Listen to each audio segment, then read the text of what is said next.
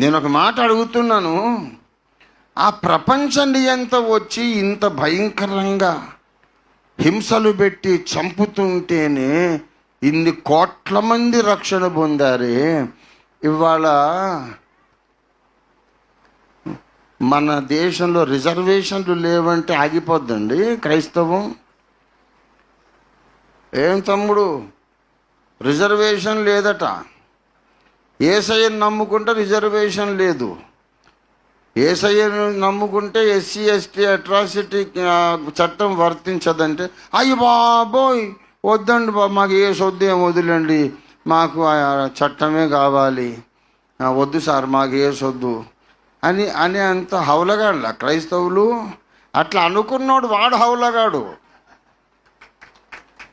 ఎవరైతే రిజర్వేషన్లు తొలగించటం వలన క్రైస్తవ్యాన్ని అరికట్టగలం అనుకుంటున్నారో వాళ్ళే హౌలగాళ్ళు. నేను చెబుతున్నా, అరే హౌల్ ఫిట్ కహికా,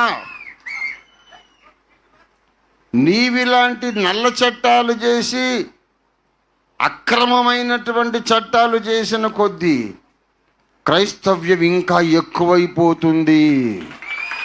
పిచ్చి పిచ్చి వేషాలు వేశారంటే దేశమంతా క్రైస్తవులు అయిపోతారు.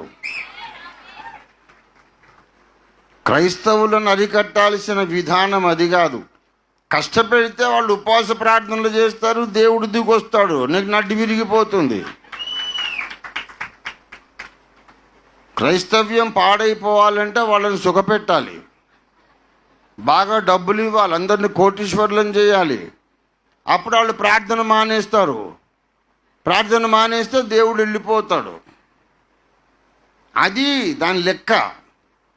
అంతేగాని వీళ్ళని కష్టపెడతాం, బెదిరిస్తాం, బాధ పెడతాం. నాకు చాలా ఆశ్చర్యంగా ఉంది. రిజర్వేషన్లు వద్దట, రిజర్వేషన్లు ఇవ్వరట, మీకు ఎస్సీ హోదా ఉండదట. ఎస్సీ హోదా నీకెందుకు బాబు? నీవు రాజులైన యాజక సమూహం అనే హోదా దేవుడు నీకు ఇచ్చేసాడు ఆల్రెడీ. దేవునికి స్తోత్రం కలుగునుగాక.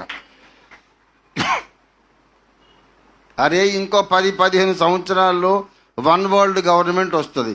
అప్పుడు వాడు ఎస్సీ రిజర్వేషన్ ఒప్పుకుంటాడా? ఎస్సీ ఎస్టీ అట్రాసిటీ కేసు ఒప్పుకుంటాడా? అయిపోయింది బాబు. యేసు రాకడ బహు సమీపంగా ఉంది. ప్రపంచ రాజకీయాలన్నీ ఒక అరబ్బు రాజు చేతుల్లోకి వెళ్ళిపోయే రోజు దగ్గరకు వస్తుంది. వాణ్ణి సింహాసనం ఎక్కించడానికే మధ్యప్రాచ్యంలో యుద్ధాలన్నీ జరుగుతున్నాయి. ఇంకా టైం లేదు. చాలా త్వరలోనే ప్రపంచమంతటా ఒక్క ప్రభుత్వం వస్తుంది. ఇలాంటి తీర్పులకు, చట్టాలకు క్రైస్తవులు భయపడకండి. భయపడేవాళ్ళు కాదు, నవ్వుకుంటున్నారు నిజమైన విశ్వాసులు.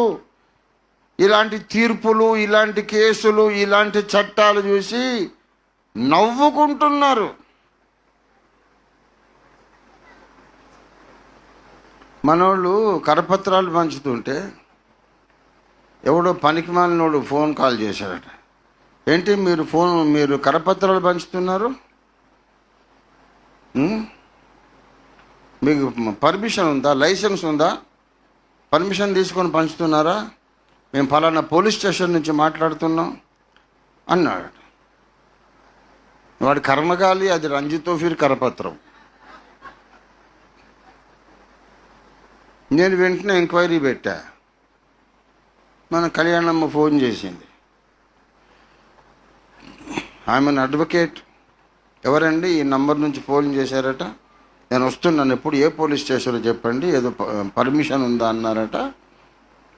వస్తున్నాను, ఏ పోలీస్ స్టేషన్ చెప్పండి. నో లేదు మేడం, అసలు ఇది రాంగ్ నెంబర్ అండి, ఇది పోలీస్ స్టేషన్ కాదండి అని పెట్టేశాడు. మళ్ళీ ఫోన్ చేస్తే ఎత్తాడు. అది ఫేక్ కాల్, పోలీస్ స్టేషన్ కాదు, ఏం కాదు, ఎవడో దొంగ వెధవా, మతోన్మాది. కరపత్రాలు పంచుతానంటే లైసెన్స్ ఉందా అట. పనికి మన పందిగాలి ఇట్లాంటి పిచ్చి పిచ్చి వేషాలు వేస్తే భయపడేవాళ్ళు క్రైస్తవులు కాదు. అసలు ఆ క్రైస్తవులలో ఓఫీర్ మినిస్ట్రీ వాళ్ళు అసలే భయపడరు. ఒట్టొట్టి మాటలు కాదు బాబు, ఒట్టొట్టి మాటలు కాదు.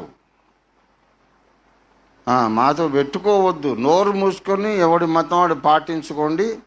మేము చెప్పే సువార్త చెప్తాం. ఇష్టమైతే చెవులు తెరుచుకొని వినండి. మీకు ఇష్టం లేకపోతే చెవుల్లో దూదులు పెట్టుకోండి. వినకండి, నమ్మకండి, పాటించకండి.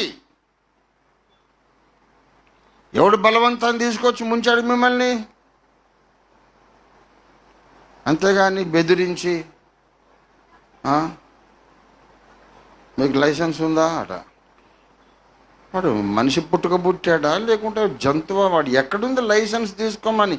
మత ప్రచారమునకు లైసెన్స్ తీసుకున్న వాళ్ళను ఆ రాజ్యాంగంలో ఎక్కడుందిరా విధవ? ఎక్కడుంది? దానికి మనోళ్ళు భయపడ్డం ఒకటట. వాడేవుడు భయపడు? వాడేం క్రైస్తవుడు? మేము భయపడం. మేము చెప్పేదే. ఒక్కడు కూడా వినకండి, మారు మనసు పొందకండి, రక్షణ పొందకండి. మీ ఇష్టం వచ్చిన సిద్ధాంతమే నమ్ముకోండి. మాకు నయా పైసా నష్టం లేదు. మా యేసయ్య చెప్పమన్నాడు కనుక మేము చెప్తాం. మా మనస్సాక్షి కొరకు చెప్తాం.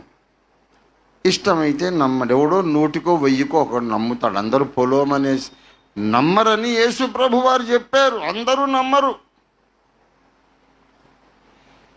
లైసెన్స్ అంట, లైసెన్స్.